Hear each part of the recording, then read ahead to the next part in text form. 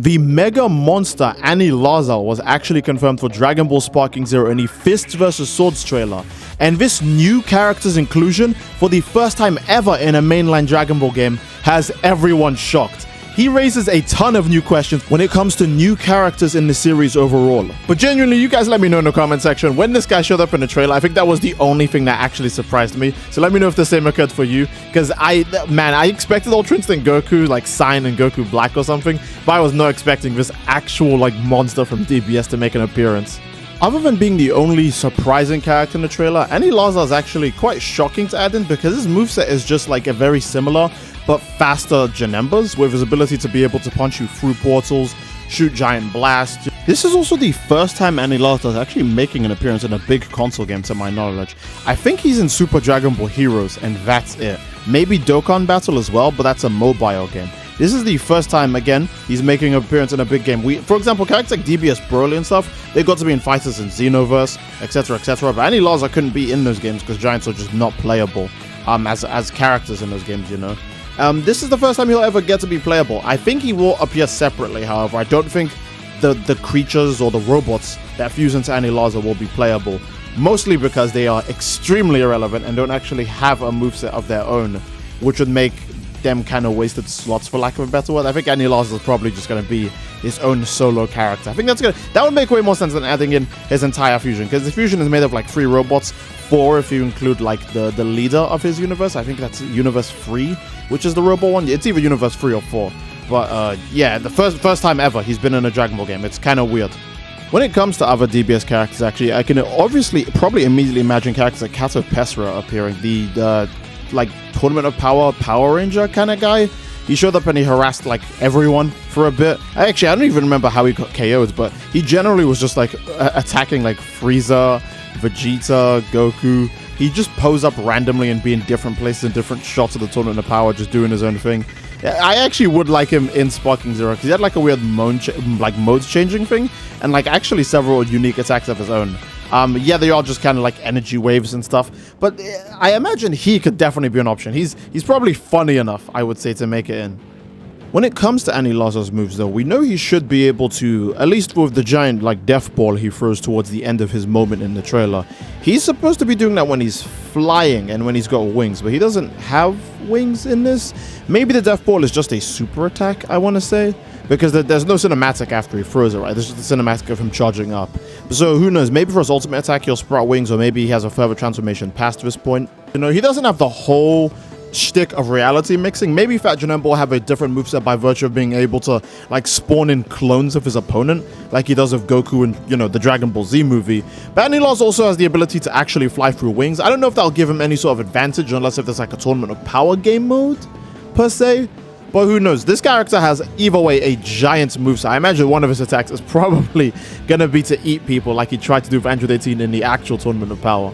Before we really talk about the rest of Aniraza's moves, I'd rather talk about the fact that, again, I know he's like the only giant in Dragon Ball Super, but he's such a niche character in terms of what he actually does.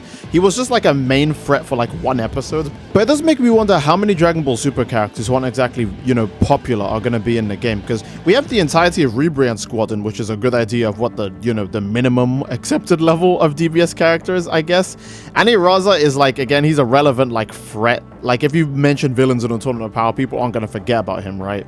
But it makes me wonder, like, how are we going to get, like, it might be a stretch, are we going to get Monaka from Universe 6? I think he would make a decent Wish character. Like, let's say you gather all the 7 Dragon Balls from Shenron. You know how you can Wish characters from Shenron? I think Monaka would probably be a very funny Wish character. He'd just be like another Hercule in a sense, if you just want another character who is, like, pathetically simple. Maybe his ultimate attack could even be some silly thing where he hits you and your character pretends to get KO'd, where they take a bunch of damage.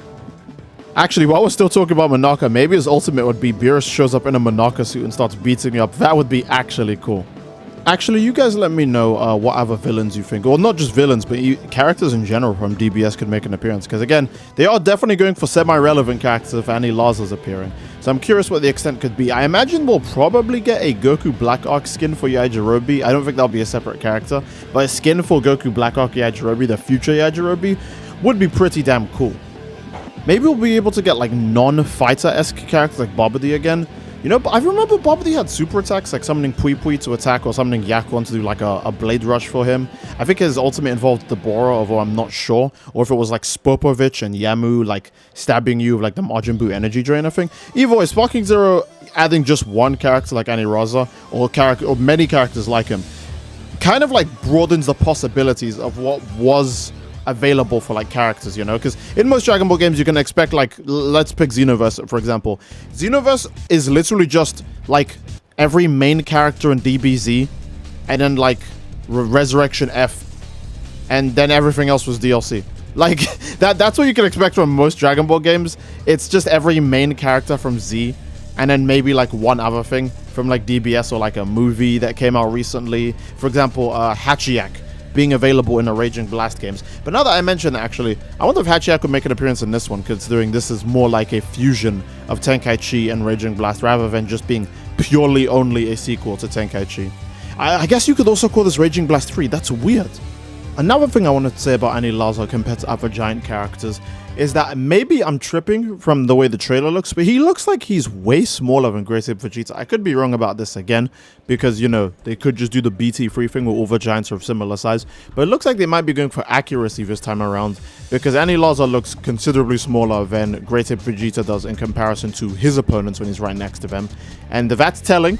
I think so because Anilaza is also much faster than the Great Apes. Great Ape Baby was way faster than every other Great Ape in Budokai Tenkaichi 3. However, Great Ape Baby is also, I think, the biggest giant in Dragon Ball, maybe? So that was really unfair in BT3, because he ended up being the same size as every other giant, meaning his hitbox wasn't even bigger, despite the fact that he's stronger. And he was just faster than every giant. So Great Ape Baby ended up being really OP in BT3. And I wonder if that's going to be different, because we know Cell Max is actually pretty small for giant standards, and he should be lightning fast when it comes to his attack animations and everything, right? In the movie, Cell Max is never really shown doing any slow attacks. All of his punches and kicks and stuff like that, all of the effects for his moves come out really quickly. He also uses his tail in combat, just like Hirudegan, but like way faster. So I wonder how it's going to be when Cell Max eventually gets shown in the game, because he should also be, again, smaller, right? He's about the same size as Orange Piccolo, and I think they're both smaller than just Great Ape Vegeta, let alone the absolute kaiju size of Great Ape Baby.